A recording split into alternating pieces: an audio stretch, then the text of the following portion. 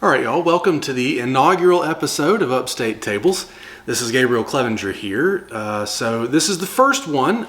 We already have the first 5 recorded. We've got another one on deck, and the rest of them will be coming shortly after that. So what we'll do is I'll release one about every week on Wednesdays, and they'll usually be something like 30 minutes, some of them just a little bit more. Just kind of what your conversation after a meal would be with someone, because that's really what it is for me. Some sort of interesting conversation with a really careful and intelligent and involved person here around the Upstate. That's what we do here. So the first one today is with Mike Riordan. Mike and I have been friends, working out at the same gym for a while, well over a year, since well before the pandemic started. So I guess it's been something like 2 years. I met him there, found out we have kids that are about the same ages. We went to eat a couple of times before we recorded this one, just to get to know each other a little bit better, and really like Mike and his family. You'll be able to tell they moved here from somewhere else quite a while ago, but considers himself kind of a Southerner now. But today, what you'll see is we went to M Fresh Fusion in Boiling Springs, sat down, had a good lunch. It's a great place if you guys want to go check it out. And after we kind of caught up, particulars about what's going on just right that day, we turned the camera on, and what you'll see is our conversation that ranges from, what was going on during the pandemic to how he and his family were dealing with it, to other things, his hopes, and what he hopes to see happen in the Upstate, not just about disease and healthcare and things, but just about being a resident here. So anyway, hope you guys enjoy it, and I will see you soon. I guess, and this is something I'd kind of wondered about too, is like, how long have you actually been at the hospital? So we moved down here in about 14 years ago. So this is going into our 14th summer. Okay. So I came down here and I worked with regional as a hospitalist, and then then I kind of went to a couple different places. But in the ICU, this is my 7th year. Wow. Going into my 8th year. Yeah. Something like that. Man. So are there things that you particularly deal with, like things that you deal with more often than others, pulmonary, heart, or is it just basically everything that comes into the ICU? Yeah, so I don't do any trauma stuff. Okay. And I don't do, necessarily we don't do any open heart stuff. So if someone's going in and they have a bypass or something like that, we're not typically involved with that unless there's other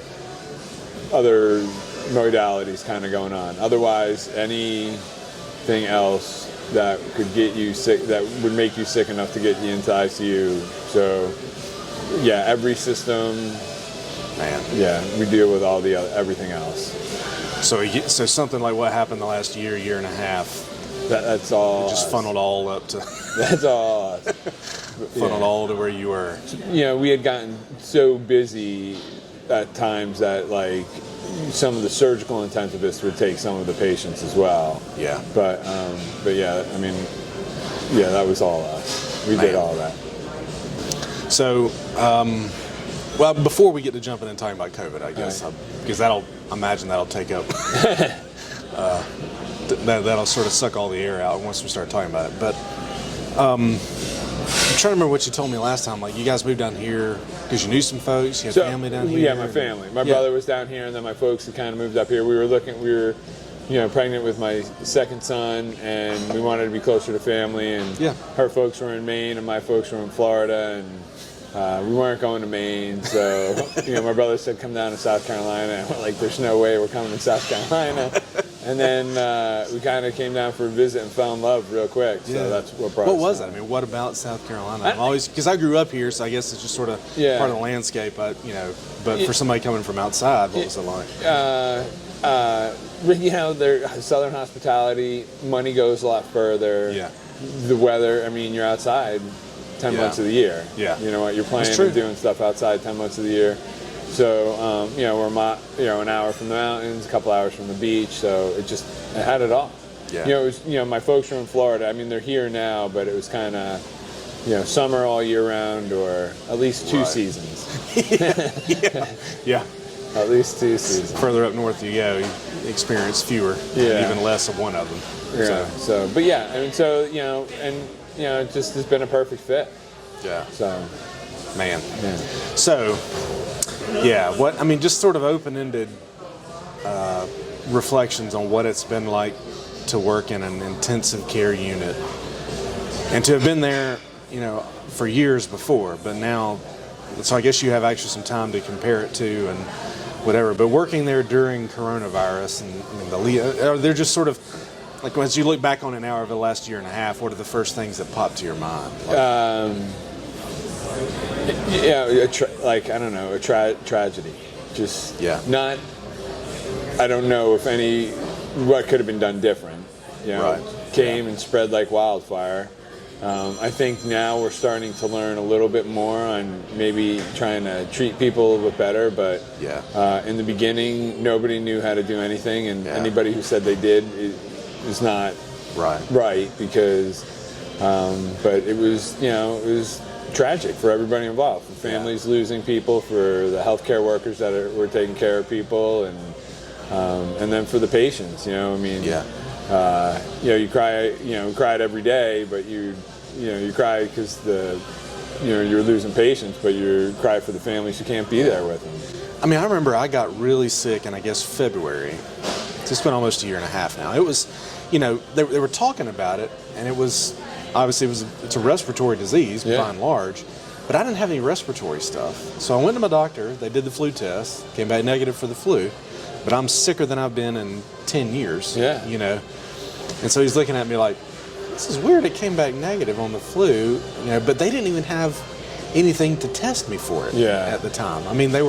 And plus nobody knew that it was here already, and I guess maybe some asymptomatic people, maybe it was spreading and we didn't know it, or, it's just so much we don't know, really, even looking back now, because we didn't have stuff to test it. I don't know, because people were saying that we had people here in December, January, and we had a couple of really oddball cases prior, around probably December 19, I guess it was, November, December 19, that no matter what you did, everything was wrong, and there were younger people who passed away. So now everyone's like, oh, that was COVID, and I'm like, maybe it was, but like when COVID hit, I think if it was COVID, we would have been worse then. I don't know. I can say it wasn't made up. Right. It certainly wasn't made up, and because the hospital was at full capacity there for a while. We were over. Yeah, well over. We had a lot of, and the patients were sicker on the floors, so they were sicker outside of the ICUs just because we didn't have places for them. Well, I guess that was probably. We all knew you were working at the hospital. I guess when we would see you at the gym or whatever, we knew you were working there and that it was rough. But there's no way, I don't guess, really to explain what you guys were going through. But what were, even by way of telling a story, or like, how did you guys deal with that? Like that kind of, knowing that, I remember one time you explained it like a war zone. It felt like it was a war zone to go in there with the level of grief and death you were dealing with. I don't know if I guess we've dealt with it. I guess time will tell.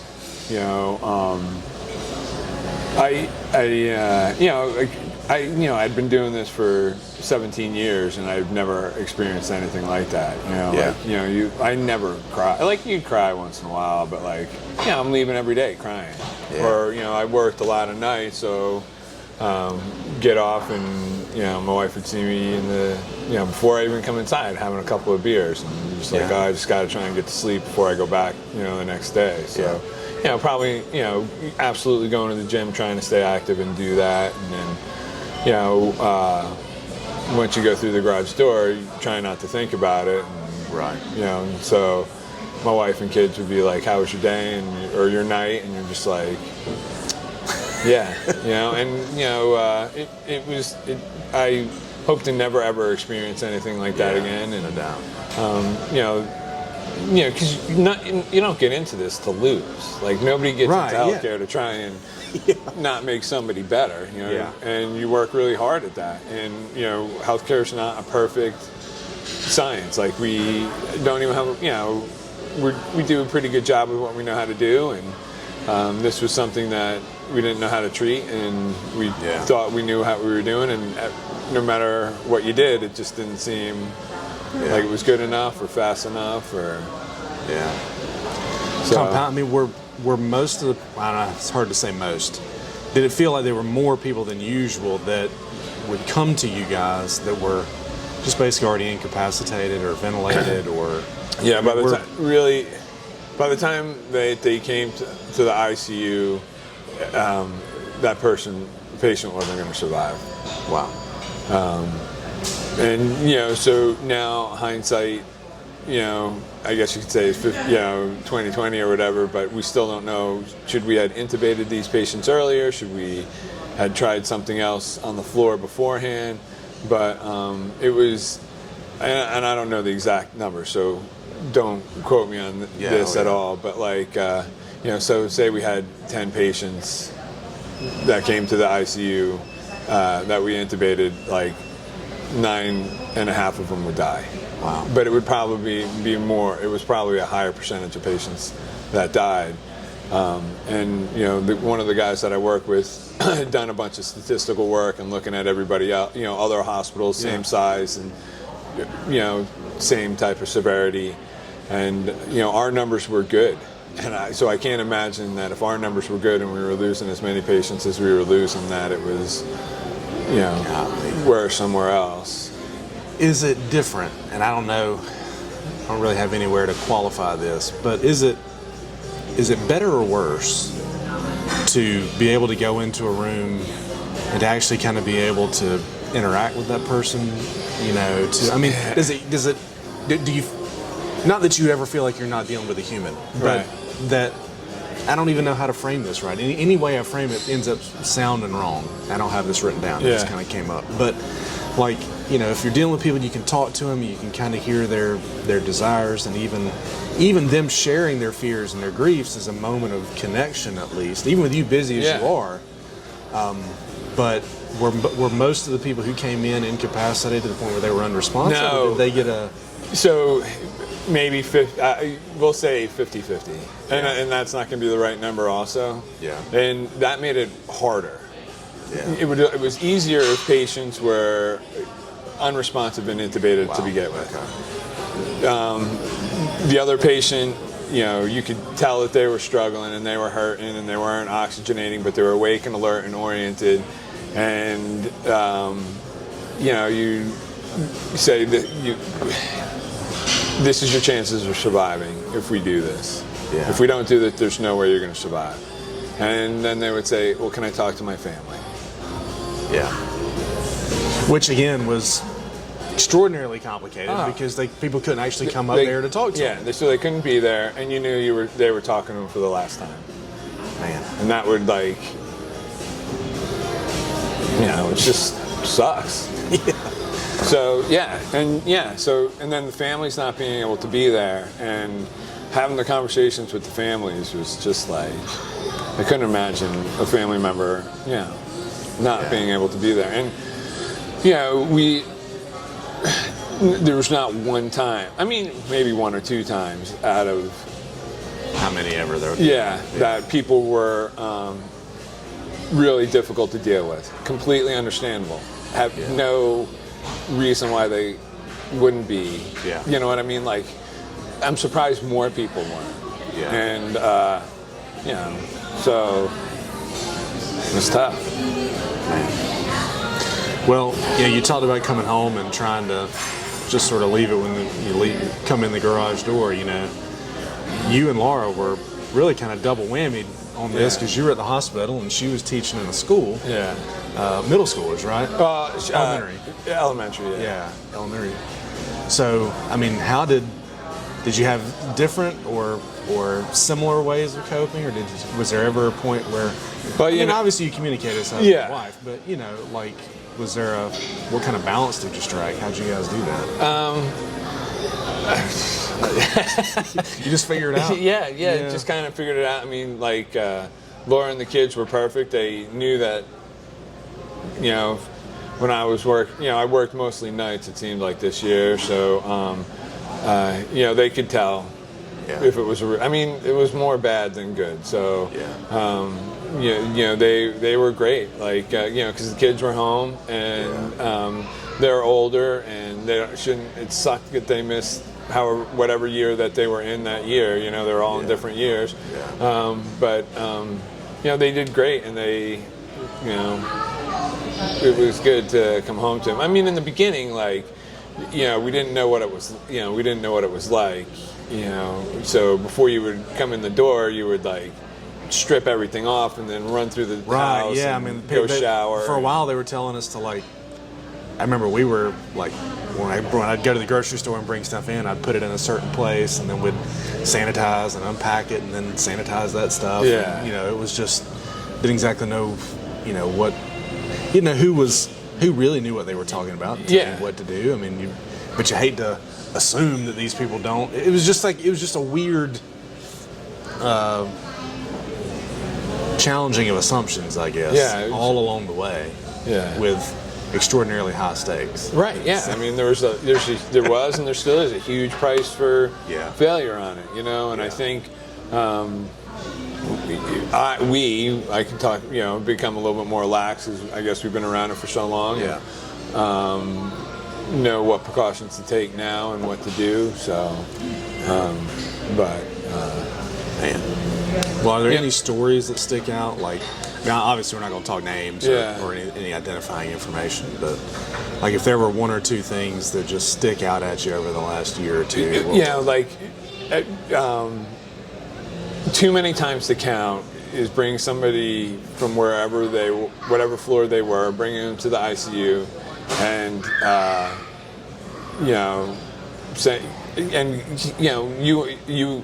maybe you were my patient. A little breathing fast.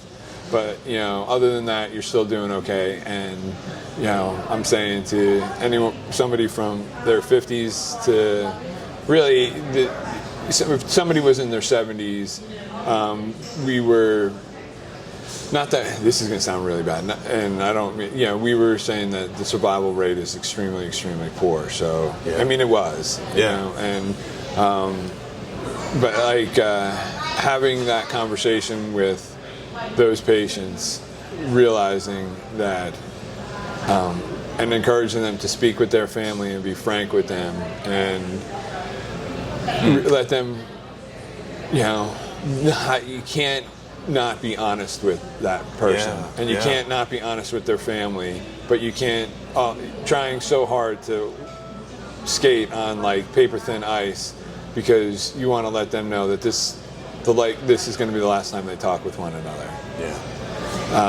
That was like, and it still makes me like choked up and nauseous now. That's the hardest stuff. I mean, and then after somebody is intubated and you have them on medicines so they're no longer suffering or in pain, it doesn't become easier, but it does become easier because then they're a patient and they're not walking, talking. And that's not the right way to say it. And I don't want to come off sounding like, I don't know, cold or whatever would be right. People you depend on the medical professionals to not sugarcoat. Especially when you feel like time's limited, there's just not a whole lot of time for formalities or euphemism. Completely different situation. But when I was doing my residency at the hospital, and I know you wouldn't do this, but it's the way wires can sometimes get crossed when people try to say things really frankly. There was, I was in the family waiting room up there inside the doors of the old ICU, and the doctor and it's a surgical resident and somebody else come sort of walking in 2 or 3 in a line out the door, out to the family, the waiting room actually outside, and the other resident that was with him saw me there and motioned to me to come on out as a chaplain, so I did. I jumped out, went out there, and he walked out and said, "Are you the family of so-and-so, whoever it was?" And there's 12, 15 people were all out there back when they could have that man, and they all gathered around him, eager to hear what was going on with their family member or whatever. And they said, yes, yes, yes. And the guy said 2 words. He said, "He died." Yeah, that's Wheeled around on his heels and walked right back in there. It's kind of a, and the other resident and I were left to kind of, jump in and clean it up and fill in the gaps and, all kinds of stuff. And obviously that's not what you do, but, so many times people think that, or they're tempted to think that maybe doctors don't care or, but really, if you were the other people's family in that waiting room, they've got to get back in there and get to the other people too. So there's that. I can only imagine trying to strike the balance of being frank with people and being caring at the same time when you know there's not a lot of time left. Yeah. Or you have a deep suspicion. And if the last 3 months are any indication of what it's going to be like for these people who are coming in now, you feel like you want to go ahead and have that conversation. Yeah. And I can't imagine trying to jump into that. Yeah, say sorry a lot, and then that's then they know. Yeah. And and you can see it, like the patients can see it, and then now with FaceTime or something like we were trying to do that for the patient and the family, and so wherever they were, if they were still able to communicate and talk, we'd say go, all right, you have to speak with your loved one, and we get them on the FaceTime, and you're trying to be so brave for them that it only lasts so long. Right. Man. And then everybody gets upset. Yeah, well, that's what we're supposed to. Yeah. I mean, that's the tragic thing is, the only way to come through that unscathed is to kind of not care. Yeah. But we can't do that. Yeah, there's none of us had, none of us, none of the people that I worked with, I think are, unscathed by any means. I work with a great group of doctors, a great group nurse practitioners and PAs, and an amazing group of nurses, and it's just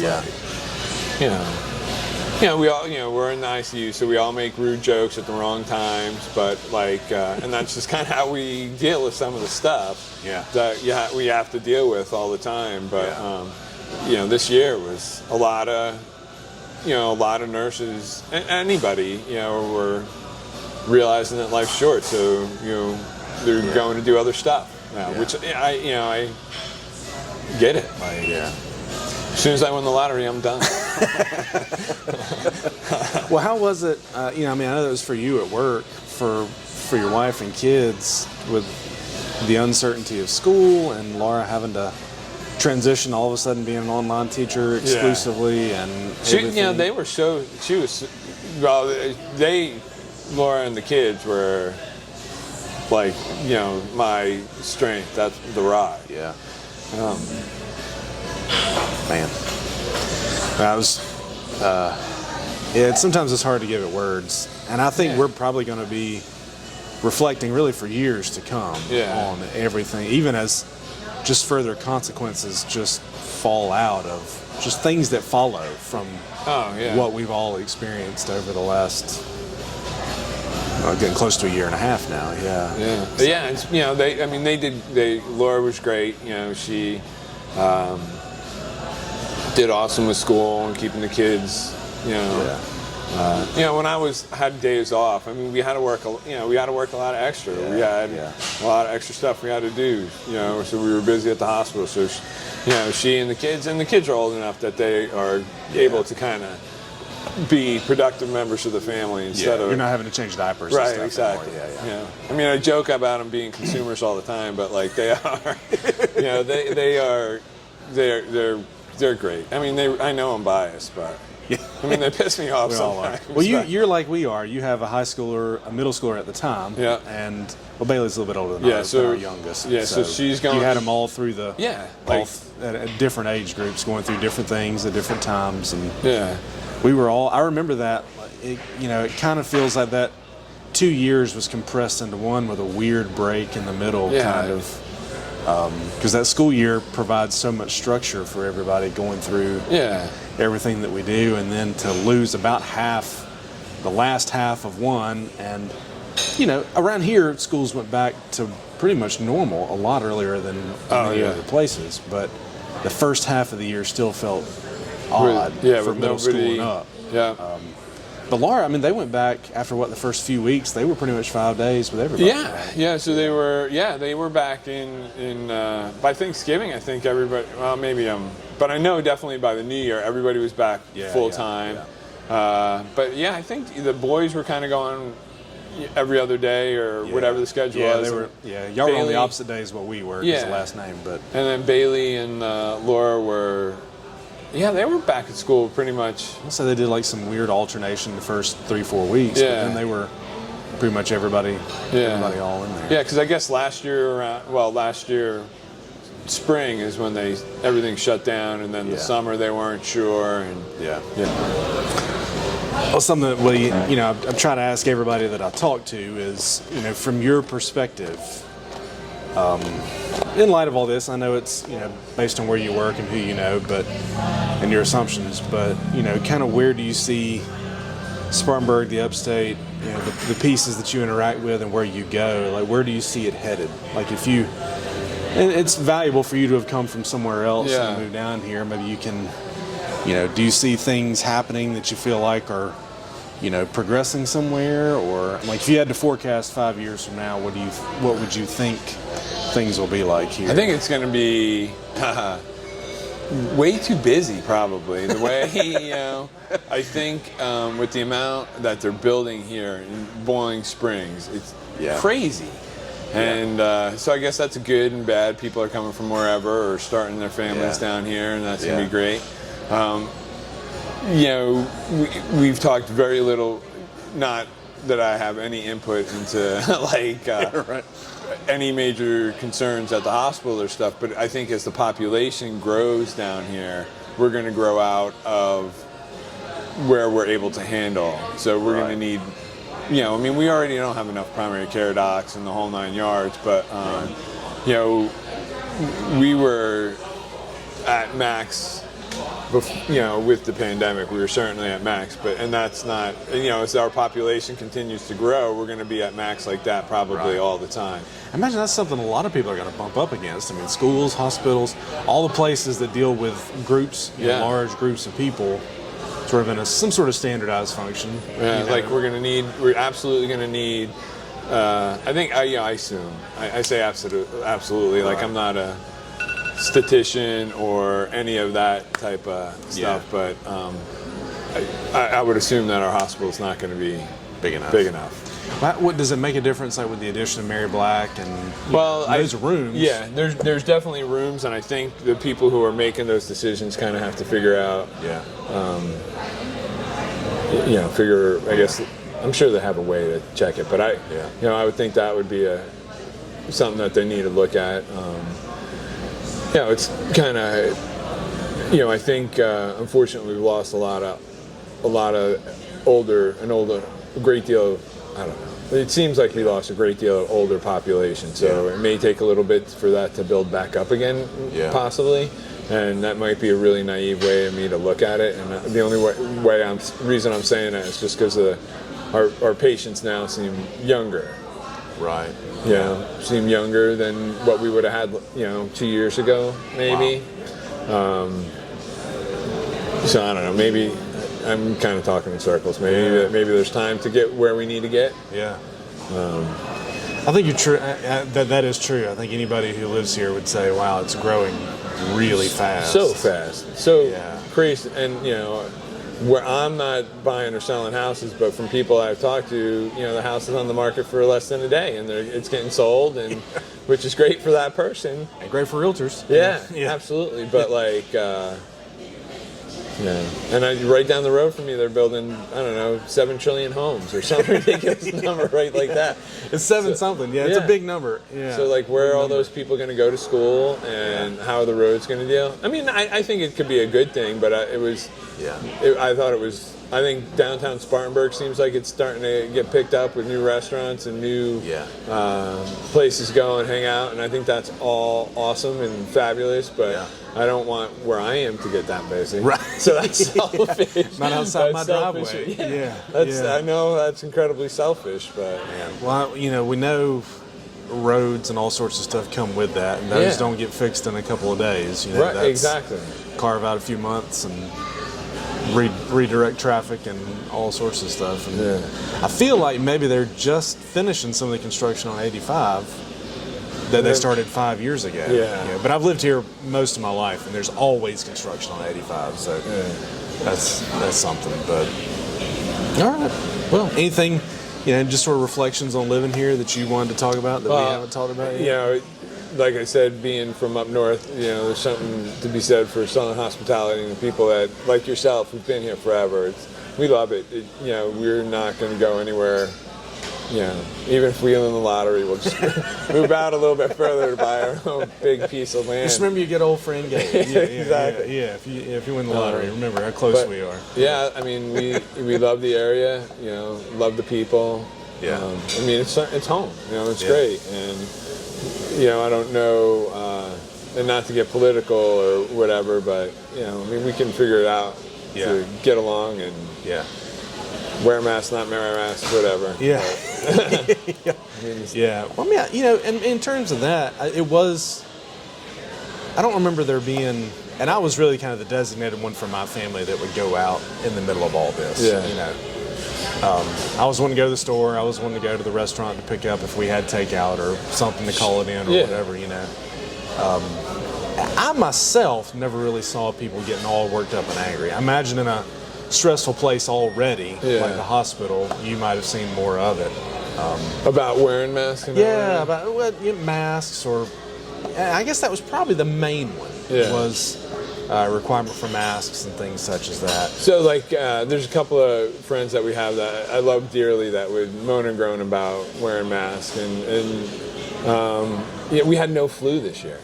There was no flu. There's no flu because people aren't breathing on each other and doing that stuff because everybody was wearing masks. Or, I don't know. Any number of other separation precautions people were taking.